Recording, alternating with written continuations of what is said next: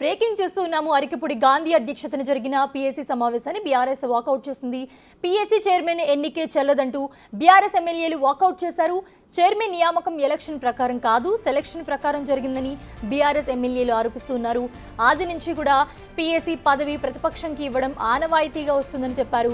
ఇది అప్రజాస్వామిక ఎన్నిక అంటూ కూడా వాళ్ళంతా మండిపడ్డారు. తాము అడిగిన ప్రశ్నలకు స్పీకర్ నుంచి ఎలాంటి సమాధానం రావడం లేదని చెప్పారు.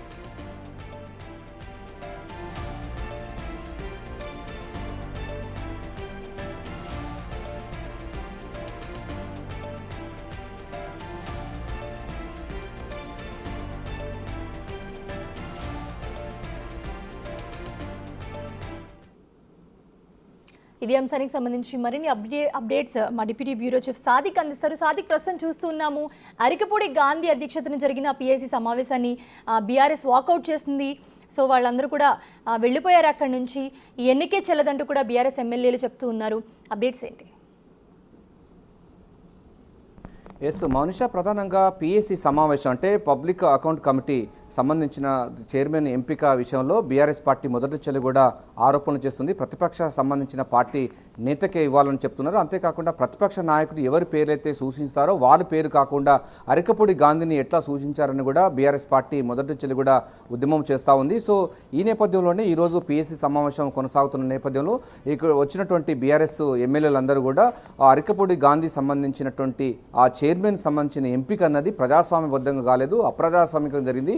అది ఎలక్షన్ కాకుండా సెలక్షన్ ప్రకారంగా జరిగిందని కూడా వాళ్ళు ఆరోపించడం జరిగింది. అంతేకాకుండా స్పీకర్కు ఈ విషయం పైన అంటే ప్రతిపక్ష నాయకులైనటువంటి కేసీఆర్ ఒక 5 పేర్లు ఇవ్వడం జరిగింది. అందులో హరీష్ రావు పేరు, వేముల ప్రశాంత్ రెడ్డి, అదేవిధంగా గంగుల కమలాకర్, సత్యవతి రాథోడ్, ఎల్ రమణ, ఈ 5 పేర్లు ఇస్తే ఈ 5 పేర్లు కాకుండా అరికపూడి గాంధీ పేర్లు ఎట్లా ప్రపోజల్ చేస్తారని కూడా ప్రశ్నించడం జరిగింది. దీనిపైన స్పీకర్ ఎటువంటి సమాధానం చెప్పలేదు. స్పీకర్ చెప్పే మాటలన్నిటి కూడా శాసనసభ వ్యవహారాల శాఖ మంత్రి శ్రీధర్బాబు మాట్లాడుతున్నారు. ఇదంతా ప్రొసీడింగ్ ప్రకారంగా స్పీకర్ యొక్క విశేషణ అధికారుల ప్రకారమే మేము తీసుకున్నామని కూడా ఆయన సమాధానం చెప్పడంతో వాళ్ళు ప్రభుత్వ యొక్క తీరుపైన, అదేవిధంగా ఈ యొక్క కమిటీ యొక్క తీరుపైన కూడా అసంతృప్తి వ్యక్తం చేస్తూ బయటికి రావడం జరిగింది, వాకౌట్ చేయడం జరిగింది. సో ప్రజాస్వామ్యబద్ధంగా ఉన్నటువంటి 2014లో కూడా కాంగ్రెస్ పార్టీకి పీఏసీ సమావేశం అంటే ప్రతిపక్ష సంబంధించిన వారికి ఇవ్వడం జరిగింది. 2019కి వచ్చేసరికి అప్పుడు లార్జెస్ట్ పార్టీగా ఉన్నటువంటి ఎంఐఎంకి ఇవ్వడం జరిగింది. కేంద్రంలో కూడా రాహుల్ గాంధీ సూచించిన మేరకు పీఏసీ యొక్క చైర్మన్గా కేసీ వేణుగోపాల్ ఉన్న విషయం ఉంది.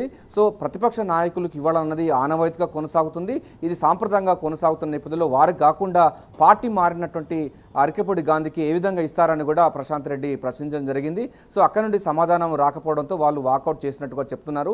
సో అనేకమైనటువంటి విషయాల పైన కూడా గతంలో ప్రజాస్వామ్యబద్ధంగా ప్రతిపక్ష నాయకులకు ఈ పీఏసీ చైర్మన్ ఇవ్వడం ద్వారా పబ్లిక్ అకౌంట్ కమిటీ పైన కూడా జవాబుదారీతనం ఉంటుంది. ఒక డెమోక్రాటిక్గా సమావేశాలు కొనసాగే అవకాశం ఉంది. ప్రతి శాఖ సంబంధించిన ప్రతి పైన కూడా ఆ ప్రతిపక్ష సంబంధించిన వాళ్ళే కనుక చైర్మన్ ఉంటే ఒక ప్రతి డబ్బుకు కూడా వాళ్ళు జవాబుదారీగా ఉంటారు.